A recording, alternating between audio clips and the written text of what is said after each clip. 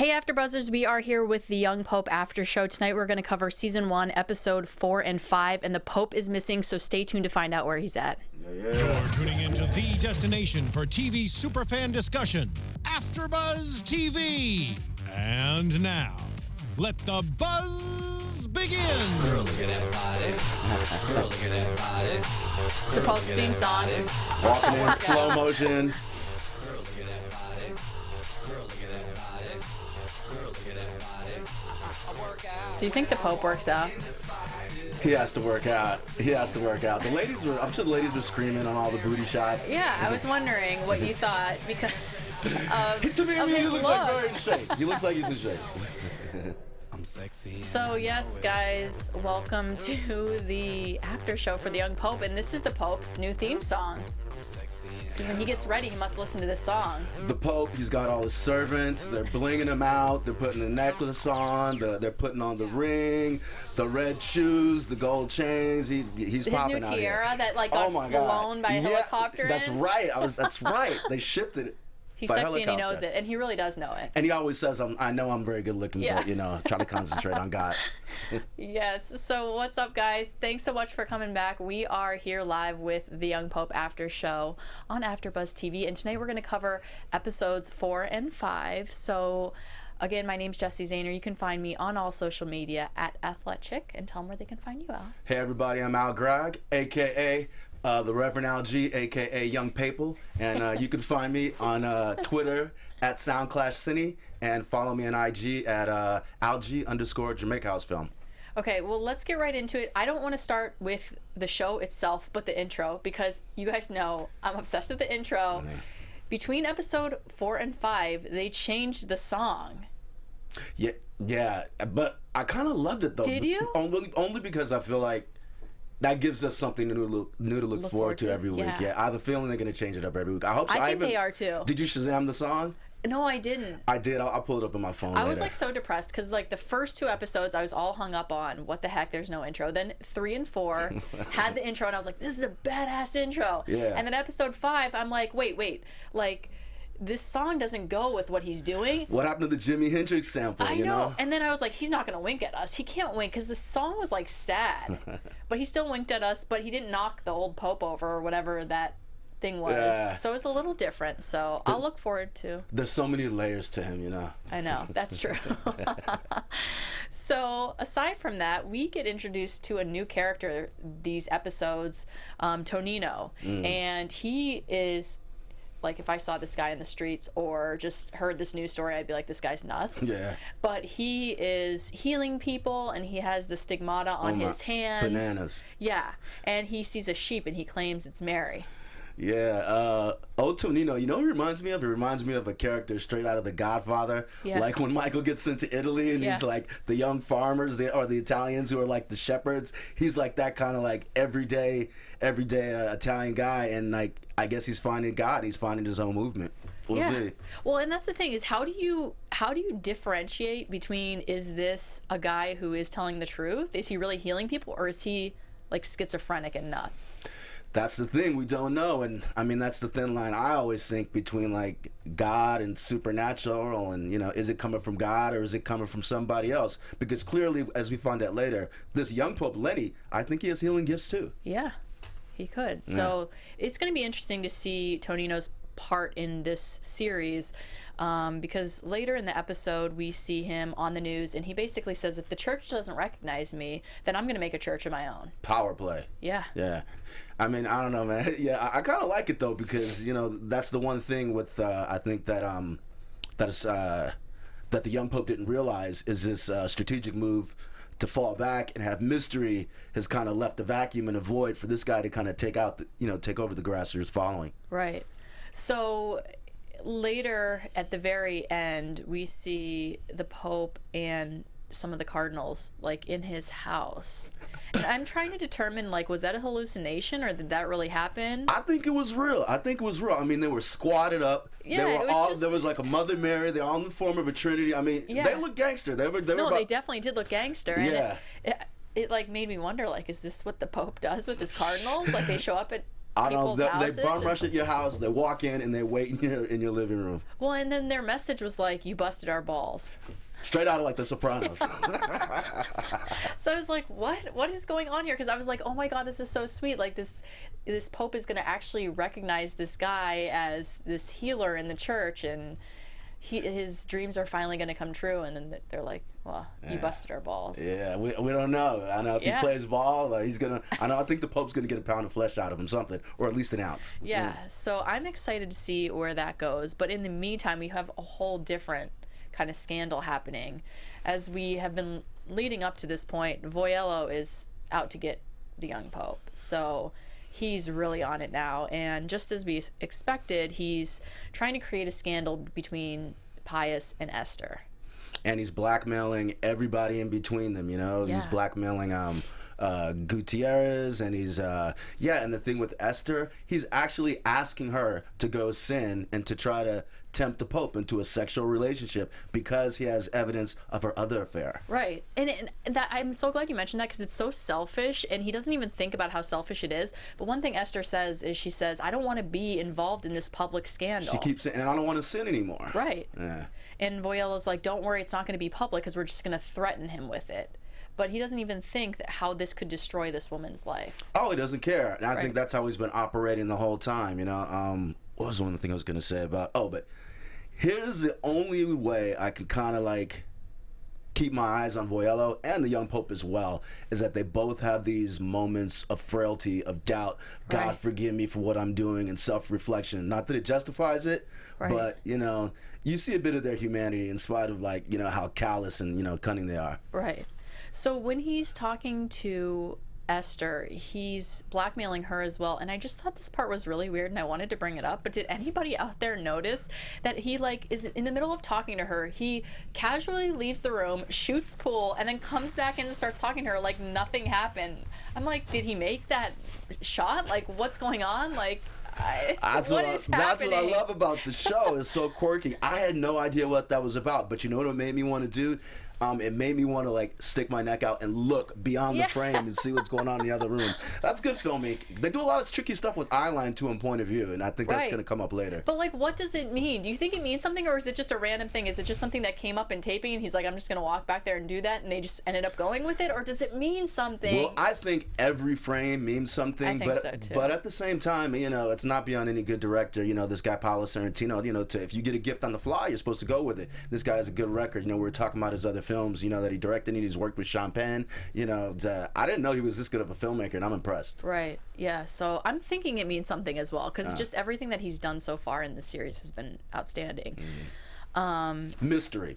It's just it more is mystery. A mystery. What is he doing that we don't know? I'm afraid that this is going to turn into a show. Well, afraid in a good way that this is going to turn into a show similar to Westworld, where, like, I'm going to watch the whole series and then it's all going to make sense, and then I'm going to have to go back and rewatch the series and pick up on those little things that I missed the first time around. Yeah. The good thing about this compared to, like, all the other, like, British, big series on HBO, is that I can understand them when they're in the American accents. But even sometimes, when the Italian popes speak with a thick accent, I gotta, like, rewind it and watch it again. Yeah.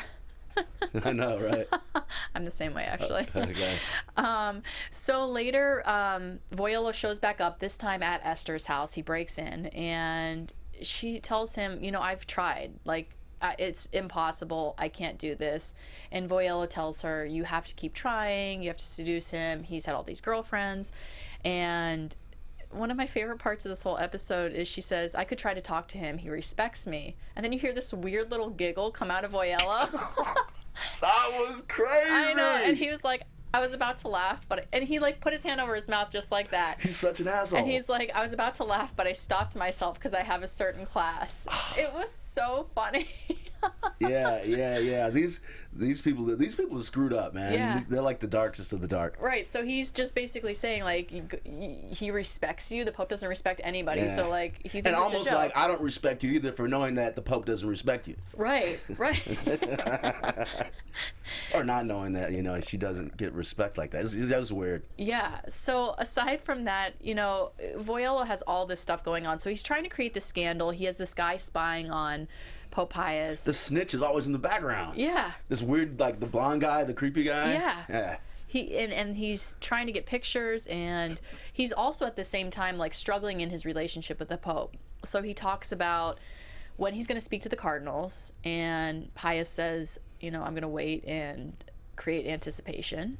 And then the other thing that he brings up is the court case, where he talks about Gutierrez, and he doesn't think Gutierrez should go. And the Pope is hilarious because he brings him to the statue that Voyello's been lusting over, and he tries to have the conversation with him there in front of the statue, basically saying, that they somehow get into the conversation of getting rid of homosexuality in the church. That's one thing, because Voyello says that Gutierrez doesn't care, he shouldn't be the one to do this, and so they start talking about homosexuality, and then Voyello says 2/3 of the clergy is gay, you can't do that, and we'll get around to why he was saying that later. Okay, but and 2 things came up or just occurred to me at that point.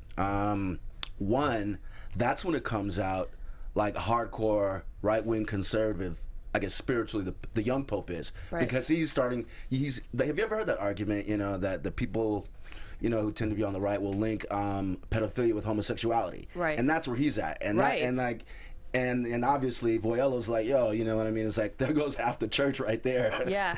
But on the other thing, I don't know, everything always kind of comes back to me with Game of Thrones, spoiler if you didn't watch it, but like when Jon Snow is killed, the guy who kills him and betrays him, is one of his lieutenants is basically like, I'm doing this to save,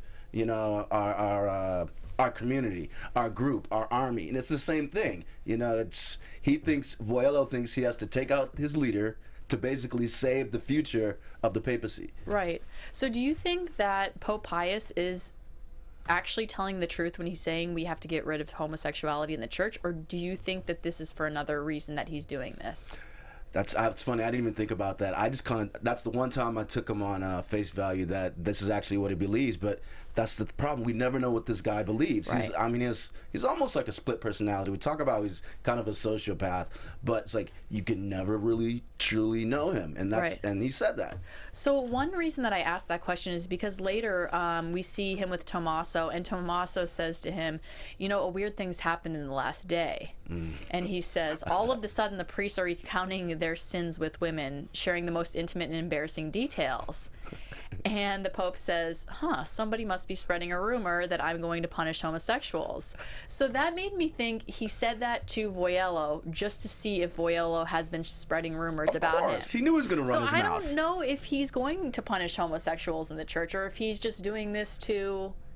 That's true, but to me the funniest thing I got of it is that all the popes all the cardinals were in there bragging. Back in the day I did this with this chick, and I did that, and I was getting my swerve on. I can imagine like sitting there listening to that in the confession booth. I mean, especially because it's not something that they've been confessing. So all of a sudden, out of nowhere, Tommaso's just sitting there, and he's just like hearing them chirp in his ear like this, like everyone, person after person after person.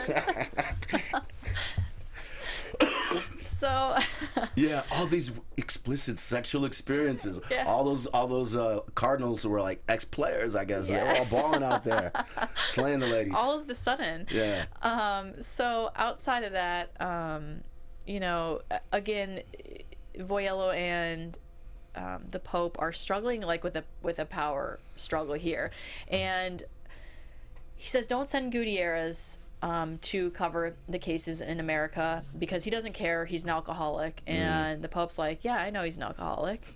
And he's like, what if I know all the secrets? And your secrets. Yeah. The young Pope is always 2 steps ahead of it. And this is where, like, okay, the name, it's kind of obvious, the young Pope, this new Pope in town, that whole kind of tag of the show. But this is where where he really drives home that he is a new Pope. Right. Because Voyello's playing the old game. Right. He's playing that old Machiavellian politics. And the new Pope is kind of like this new Machiavellian, politician. That's exactly what he says. So he says, you're playing this old game. It might have worked with old popes, and he says it at this moment. He says, I am the young Pope. It's not going to work. And it's so funny because as they're having this conversation, he's like angry, and he's like, how far will you go? Are you trying to start a scandal with something that, is not really happening? Will you stop at nothing? And while they're talking, the Pope is like up on this ledge walking, and Voyello's down below. And then they stop, and he's like looking over top of him. And that's what I loved about the direction. This filmmaker, man, because a lot of the films, when you manipulate a scene and you'll block it so one person kind of towers over the other,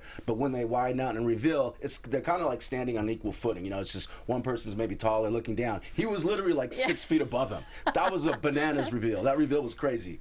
And man, Voyello, man, he just felt like so exposed and just kind of like, you know, just kind of like the gutless, you know, jellyfish that he was. He got exposed. I felt like at that moment the Pope was really taking the power, like, oh my God, completely under control. Like, I felt like Voyello felt like he was totally stripped of his power, and he was just like, I don't know what to do. Oh, I don't know, not to get ahead, but some of the scenes where the other Cardinals come to either kiss his hand or even kiss his feet, I mean, it's like emasculating. It's bananas. Yeah. Yeah. So aside from that, we have Esther this episode, and I'm starting to really like Esther. Like, I feel bad for her. Yeah. Like, she's so sweet. She's the real deal, I think. Yeah. So she, you know, they have this moment early on in the third episode, or no, in the fourth episode, where Pope Pius says, you know, you remind me of my girlfriend, my first girlfriend, only prettier. And which I think is manipulative, because I would never say that to a chick unless, I mean, you know, I had intentions. I wouldn't say that. Yeah. Unless.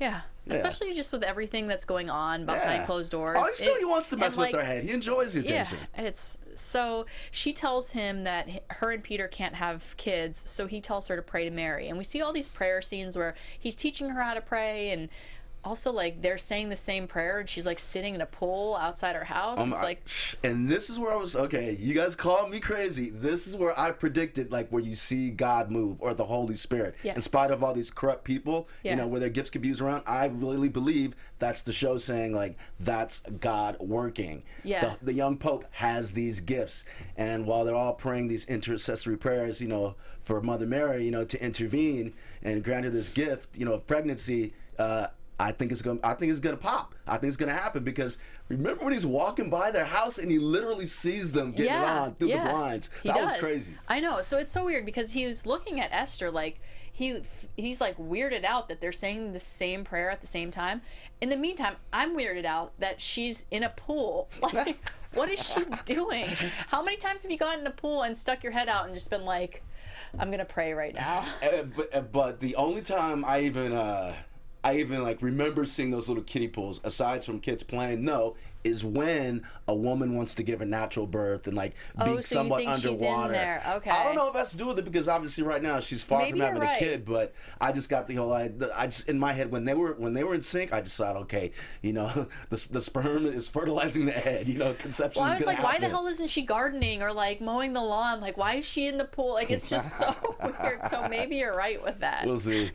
So, so yeah, we see Esther, you know, she's learning how to pray from the Pope, and I actually liked that moment, because I think that he had a lot of really good things to say there. Again, I'm not super religious, but he says, you know, praying is not like a list of requests. You have to pray in a different way, and so she starts praying that way. But she keeps wanting to like confess things to him.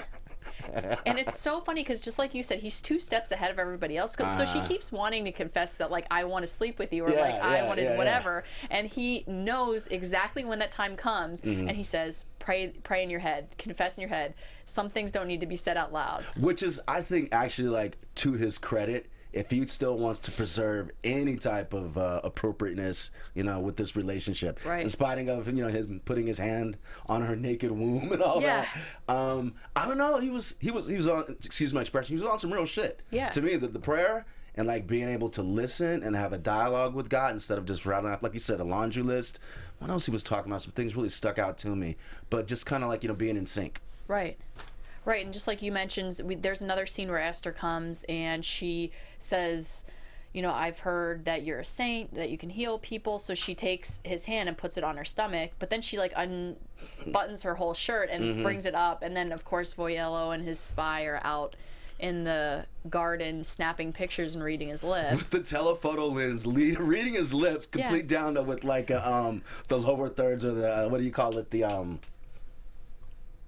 What he's saying, complete with that. So, and that's the thing. Like, do you think that he knew that they were spying? Because some of the things that he said when he was doing that, he said, like, I'm incapable of I'm not a man, I'm a coward like all priests, because he says that he loves God because it's too hard to love human beings. He's incapable of withstanding heartbreak. And then he says, I'm not a man, I'm a coward like all priests. And at that moment, Voyelo's like, okay, stop, we're done. He knows exactly what he's doing. The young pope knows he's being watched. Yeah. He knows, just like he knew Gutierrez was going back and telling on him, and he knows what to say and when to say it. And that's what's so crazy. It's like this guy stays 2 steps ahead of everybody, and I don't know. I can't call it. Call it. I know. So aside from that, I know we talked a little bit about Tommaso, but one thing he brings up in regards to Esther is that there's a rumor going around about Pope Pius and Esther, and he asks the Pope, what are you going to do about it? Or what do you intend to do about it? And he says, I intend to start a revolution. The hell does that mean? I mean, to me, that's in keeping with his philosophy of, like, we have to root out the church, like, from the ground up. And if that means, 2/3 of the clergy ends up as corpses and there's blood on the ground, we have to rebuild, destroy this place brick by brick and start fresh. Gosh. I know. So that's going to be interesting to see what this revolution is. Mm-hmm. One part of this episode that I really liked was when we finally got to see Pope Pius and Andrew together as adults. Because I really liked that relationship. I love them as friends, yeah. Yeah. So basically, as I said, the Pope was missing, guys. So he goes to see Andrew, and they're out of cigarettes. So they leave the Vatican to go get some, and it's a cool moment because the Pope is wearing like a sweatsuit, and he's just wandering around, and he's kind of like smiling, like nobody knows he's the Pope, just like walking down the street like everybody else. But at the same time, both of them look so out of place. Oh, I know.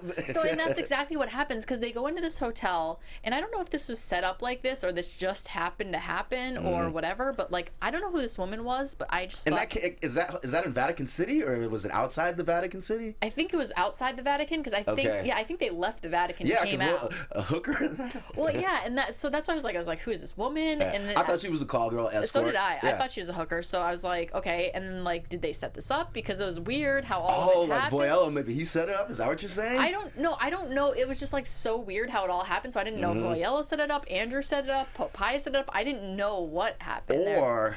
I think him and Andrew, this is what they do. Yeah. This is how they, I don't want to say get off, but they, they push it right up to the line with the temptation, and they go and have the cigarette, with the escort, and she can look into his eyes and take his picture and say she sees God in his eyes. Right. And the one time I'm like, okay, where's this selfie going to end up? But the other side of me, the Pope knows what he's doing. So that's exactly what I was thinking, because I was like, now she has this picture of him.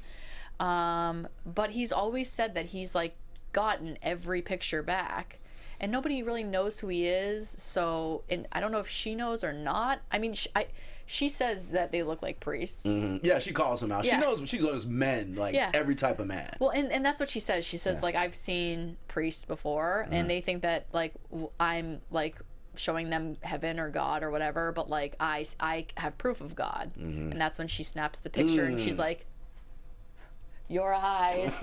Your eyes are proof of God. And it's just like, I don't know what that means. Like, is she really seeing something, or is it just a line of bullshit? To me, it's the same thing that Sister Mary has saw in young Lenny since he was a child. That's why she rides with him so hard. She's like, okay, this guy is gifted, ordained. So you think she really sees the same thing that Sister Mary's seeing? Something, everybody sees it. Yeah. I mean, that's but he doesn't. No, well, the Pope knows. I mean, that's why he's there. He's like, I'm finally here. They didn't know who they got. And I'm supposed to be here. Not them, but me. Yeah. That prayer is crazy, by the way. Yeah. Again, goes back to, like, as flawed and as conniving and as multi-layered as this cat is. God works in mysterious ways and uses mysterious vessels and vehicles for his will. I don't know. So after they leave there, thank God, like, he didn't sleep with anybody, because I was worried. They kind of go out and they're sitting on a bridge and they have a talk, and Andrew brings up what happened at Billy's house. So we saw some flashbacks where him and Andrew ran away when they were young, and they were looking in a window and they saw this kid taking care of this sick mother. And so she had passed away, and something happened that day in the house with his mother, and it seems like it was some type of miracle. Case in point. That's why I think it had to do with Lenny. If he didn't lay direct hands on her, He was there. He was accomplice to the miracle because he's anointed, and people who've been around him know that about him. Right. But he doesn't want to talk about it. I mean, only how much can he talk about it? You know, the thing is, he goes from extremes too. He'll go from the extreme humility. It's not about me to like, yes, you know, it starts and stops with me. Right. Yeah. So, I mean, it's he plays a lot of games with words, but and we'll get into this later. One thing about it keeps coming back to sex. Yeah. But like a lot of the things, you know, were kind of like in the subtext before. But right now, everything's overt. I mean, to me, you can just see everything right on the table what they're talking about. Right. So they talk about that, and then they also talk about Andrew has like the secret that he wants to tell the Pope, and he says, I have something to tell you. I remember your mom, and she had long hair. It was parted down the middle. She had bright eyes, but they looked very sad. And the Pope said, that's exactly how I dream of her. Why didn't you tell me this? And he just said, I thought it would cause you too much pain. And the Pope says, it still causes me pain. Which is, you know, like it's going to always be his Achilles heel, you know, this separation anxiety that so many of us have. But with him, you know, multiplied times whatever, from getting abandoned by both parents, them walking into the orphanage, him remembering that, and even him, they're going to be there when I turn around. They're going to be there when I turn around, and they're gone when he says that. I know, that was so sad. So, I mean, back to James Cromwell. What's the Spencer? Spencer.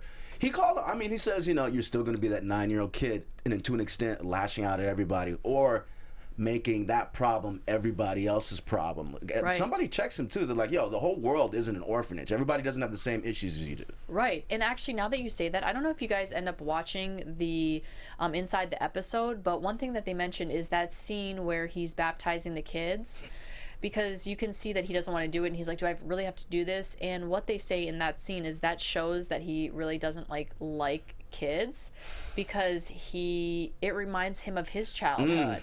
And so it's so funny, because in that scene, he's just going through the motions. He's taking the kid, and he's like, she takes after you. He takes after you. And then he gets the third one, she takes after you, and he looks up, and the baby's black and the mom's white. And he's like... No matter what. I know he's adopted, but he still takes after you. He still takes after Exactly. you. He cleaned it up real fast. It was hilarious. I love it. I love it. So we see, like, he's just struggling with that still. I mean, we know that, but I didn't realize that it was... I mean, I realized it was super deep, but I didn't know that it, like, even... That's how it manifested. Yeah. No. It makes sense. I mean, I wouldn't think that just because you're an abandoned child that you wouldn't necessarily like children, but that's the way it reveals itself in his character. Yeah. So the last part of the scene that we see with Andrew is that Andrew and the Pope come rolling back into the Vatican, and it's daylight. Like, they must have been out all night, and Sister Mary is sitting there waiting for them. Because they've done this before. Right. She knows this. She's like, they'll be back. Don't worry, I got this. Yeah, let them get out the system. Yeah, so I loved this moment, but there is something that makes me wonder. So they come in, she says nothing to them, she turns around, they start walking together, and she says, I didn't tell the secretary that you guys were gone, and they said, they're both smiling, and the Pope says thank you, and they just look really happy, the three of them. But the thing is, she did tell him. What do you mean? She told Voyello that he was missing. Oh, that's right. She did tell him. So then she I was didn't like, tell damn, she didn't Sister tell Mary, the other you're killing cardinals, me. but no, but she told him. I forget. That slipped my mind. Okay, yeah. So that goes to show, okay, Sister Mary, as much as she loves and believes in the young Pope, she has her doubts and thinks he still has to be held accountable for some things. Yeah. Can we mention one other thing about Sister Mary? Knock it out. The two episodes, like, I forgot to mention it last week, but last week I forgot to mention it, and this week I'm going to mention it. The shirt. Yes, the shirt! You just said. I know. I was like, I need to get that shirt and just, like, wear it to the episode, but her shirt is hilarious. And, my God. It's so funny. So she has a shirt that says, I am a virgin, and then at the bottom it says, but this is an old shirt.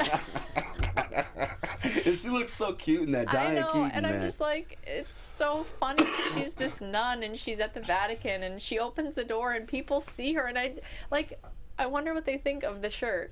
I don't know. People gotta have fun the way they can. So funny. It goes from Gutierrez having his, like 50 bottles of gin and vodka under his bed, to the smallest thing of of like the T-shirt. You know, everybody's got to get their work out their little id rebellion in some form. Exactly. But everybody's flawed. That's the thing. What I love about everybody's flawed. Exactly. And I think that's something that I forget. Like, I see these people, like, this is all shocking to me because I'm like, there's no way a pope can do this, or cardinals are alcoholics, or a nun is not a virgin. Like, wait till we get to Pope trivia. Let me have that on deck. Oh my gosh, I know. So, like you said, Gutierrez, he's an alcoholic. The Pope forgives him, and he reminds him that Voyello is not the most powerful. I am. After he say that one more time. He says Voyello is not the most powerful, or I'm the most powerful, not Voyello. Right. When he's forgiving him for being an alcoholic. Right. And Gutierrez is tasked with the mission of going to the United States for this court case that's going on, and he's like scared. He's like, I've left the Vatican twice in my life. I don't know how to cross the street. I don't know how to get a hotel room. And then he. The Pope's not going to let him off the hook. He wants him to go. And I can't tell if the Pope knows that Gutierrez is working with Voyello, not because Gutierrez wants to, or if he really does trust Gutierrez. That's why he's sending him? Yeah. Yeah, I think it's both. Yeah. I think it's both. I think he has total political and cynical reasons for sending him. But I don't know. I like Gutierrez because I want to see him grow, and I want to see him get out, and kind of join the world. And okay, the flashback. He has his vision. At first, I thought that was his mom, but you said Mary in your notes. Yeah, I assumed it was Mary. So he's Sister Mary or Mother Mary? No, like Mother Mary. Okay. Yeah, like the Virgin. Okay. Yeah, the Virgin Mary. I don't know. I might be wrong, but when he's in the Vatican and he's talking and he's like having this vision, I just assumed it was Mary, and she tells him that I'll protect you. You'll be fine.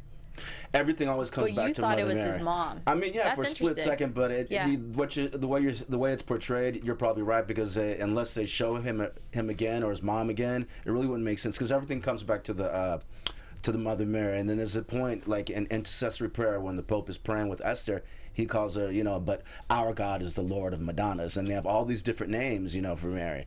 It's crazy.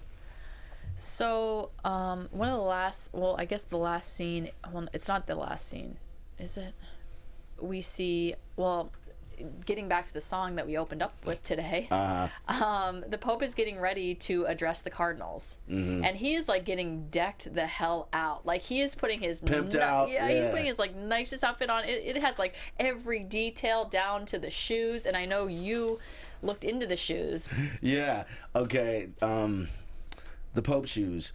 People thought the Pope shoes were made by Prada for a long time. Yeah. I forget the Pope who started wearing the red shoes first, but it became a thing where they'd be designed and handcrafted by this expensive leather, and it's like a thing now. Yeah. And really it's his thing too, along with the jewelry, the big tiara, the trunked out jewelry.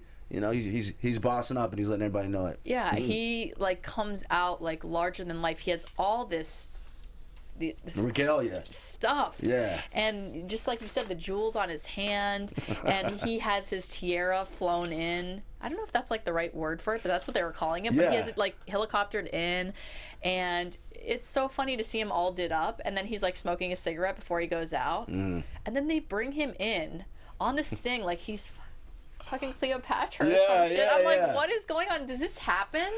Like, I think it does. It's so ridiculous and over the top. But how surreal is it though, too? Along with so many other points in this film. That is true, though. If he just rolled up in, it would be like, okay, that's no big deal. We've seen the Pope walk in a room before, but he comes out and they're carrying him up, but he's like standing up there. Yeah. I mean, that's him. He's gonna be the Pope who's standing. So, what did you think of the speech that he gave to the cardinals? No tolerance. I don't know if he said no forgiveness, but basically he was saying like no second chances. Right. You mess up and you're out. We have been too tolerant.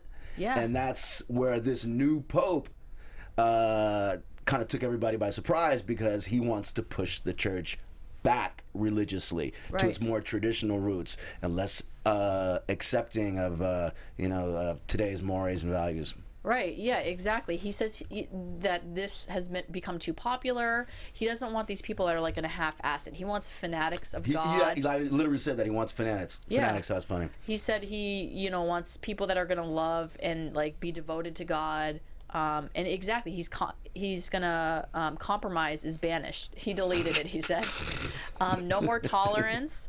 And so he gives this whole speech about this, and he says, don't look to the outside world. Like, we're all staying here. We're the cement of this church. Almost like I felt like trapped. I felt like they're not allowed out. And then I immediately thought of Voyello and Girolamo, I think his name is, the boy that he goes to visit. And I'm like, are they literally going to get locked in the Vatican and they can't leave? And then he's not going to go visit his best friend. I didn't even think about them being physically confined. I mean, that's interesting. I'm so like such a black and white thinker. That's how I thought of it. So I don't know. It's going to be interesting to see what actually happens. Yeah. No, it's definitely the whole orientation had a claustrophobic feel. Yes, it did. And and then at the end he says, this Pope cannot be blackmailed. And I was just like, that's just a shot of Voyello, I guess, and everybody who's like, but like that had nothing to do with it. And then comes the part where they have to like come up and kiss his feet, which I also don't know if this is something that happens. But first Spencer stands up and he puts his hat down. I'm like, shit, he's quitting. Like, I thought he quit. Okay. Did you not? No. You knew? You knew how it was going to go, because I was like, I just kind of suspected. Yeah, but, so he put his hat down and he came up. But yeah, I mean, who knows what's going to happen next week? Exactly. So he kisses his feet, and then Andrew's the next person. And then Voyello comes up, and he goes to kiss, and he just is like looking up at the Pope, and the Pope takes his other foot and pushes his head down. He loves. I mean, like, it could have gotten even better if he took him to a drive-in movie and put his head under the dash. I know. I mean, at this point, he's like owning Voyello so bad. So it was really interesting. But a few things I do want to mention. I know we don't have tons of time, and I know we want to get to the interesting Pope facts. Okay. But one thing I wanted to bring up was the Prime Minister of Greenland, because that whole thing was weird to me.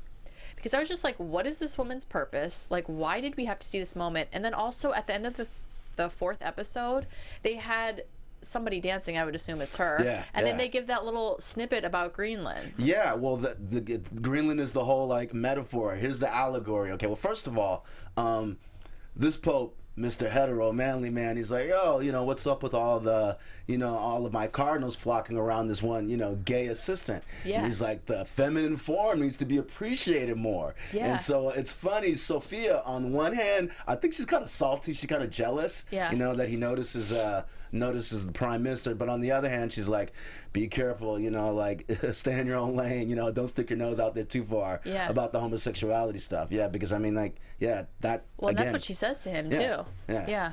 And I was gonna say, back to the Prime Minister. I don't necessarily know what she represents, but when it goes back to the Pope's his high regard for heterosexuality and male and female and the female form, and the male appreciating that, because it was basically that whole 5 minutes of conversation was them appreciating each other physically. Do you think they were appreciating each other? Oh my God! Like the sex vibes were popping off the room, and he's like, because I thought he was like kind of being condescending.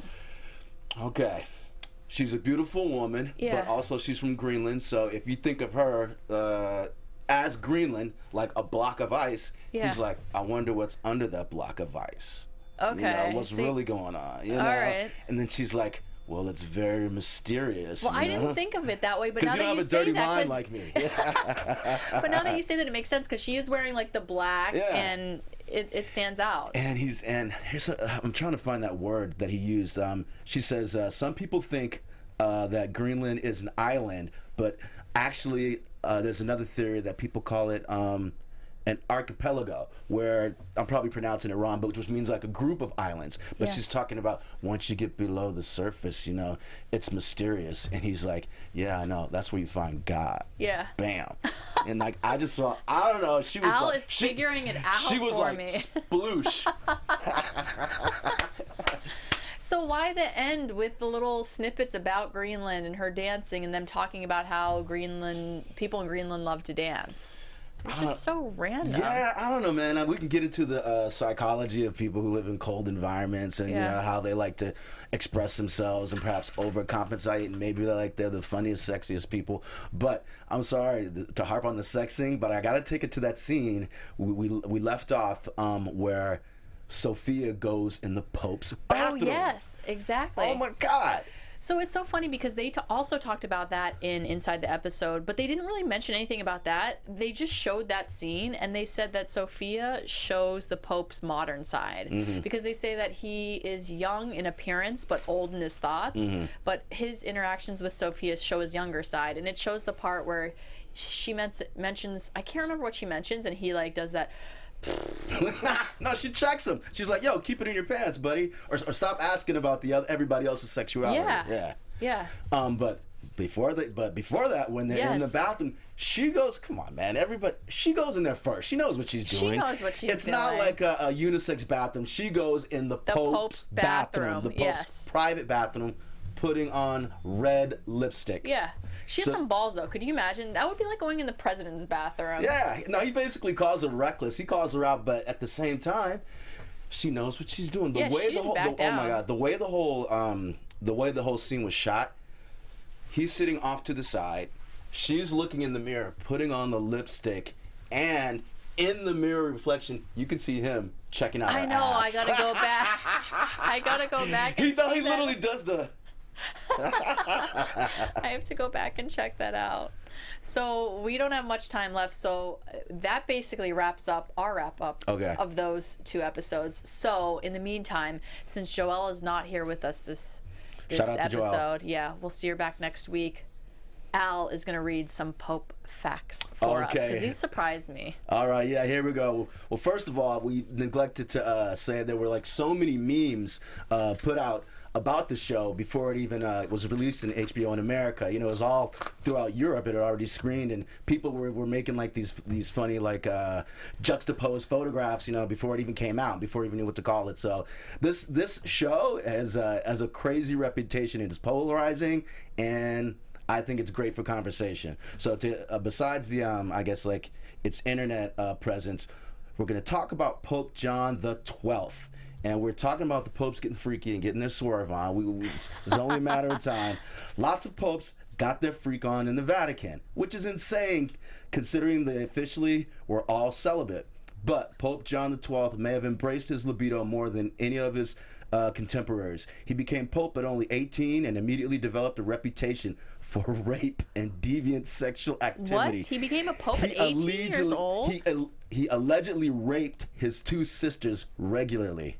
Oh my God. Ordained as a 10-year-old bishop, because why not? You know, he refused to make the sign of the cross and invoked pagan gods and symbolism and gambled in sacred places. So wait, time out. Like, are these real stories? These are real stories. How long was this guy pope for? Here, let me see. I'll just skip down to the end. Okay, St. Peter and St. Paul were not getting his freak on. He enjoyed arbitrary torturing and castrating cardinals. Okay, so I don't know how much time that took, but oh my God. His 9-year reign began in 955 and ended in 964 after he was murdered by a jealous husband who caught the Pope in bed with his wife, which, to be honest, is probably but it's funny. Which is, to be honest, probably the way he wanted to go out in bed. That's classic. Shout out to Joelle for finding this. So, wow, that is so crazy. I sometimes am hard on the Catholic religion for being so conservative, but they've come a long way. Here we go. Shout out to that whole idea of Greenland being cold and refined and repressive. When people say the same thing about a lot of religions, or Mormon religion, or people who are too far the religious right, that's when you see all the freaky shit on the underside. Yeah. So before we go, next week we see it must be leaders of another religion coming and telling Pope Pius, we want your resignation. Esther looks like she's in birth, like she's giving birth. She's in labor. Sorry, she's in labor. Yeah. I see the Pope rocking some sunglasses, which I was like, you look like a badass. Probably smoking a cigarette. I did this. He is demanding something of Andrew, which we'll see what that's all about. And then we see Voyello question the Pope, who are you? So all of that and more for next week. Can't wait.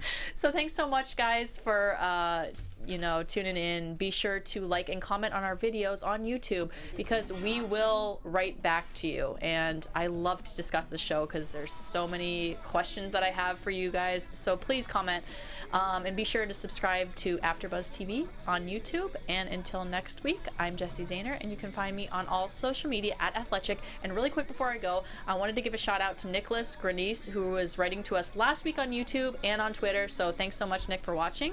And Al, tell them where they can find you guys. Thanks everybody for following us. Make sure and comment on all our social media and spread around the link. But I'm Al Gragg. You can find me at SoundClash Cine or on Instagram at alg_Jamaica House Film. And remind them about your Path after show. Oh, well, that didn't work out. I think they got put on hold. Yeah. But all right. Well, then you're going to have to wait for more Al later. All right. Thanks so much, guys. We'll see you next week. See ya. From executive producers Maria Menounos, Kevin Undergaro, Phil Svitek, and the entire AfterBuzz TV staff, we would like to thank you for listening to the AfterBuzz TV network. To watch or listen to other after shows and post comments or questions, be sure to visit AfterBuzzTV.com. I'm Sir Richard Wentworth, and this has been a presentation of AfterBuzz TV. Buzz you later. The views expressed herein are those of the hosts only and do not necessarily reflect the views of AfterBuzz TV or its owners or principals.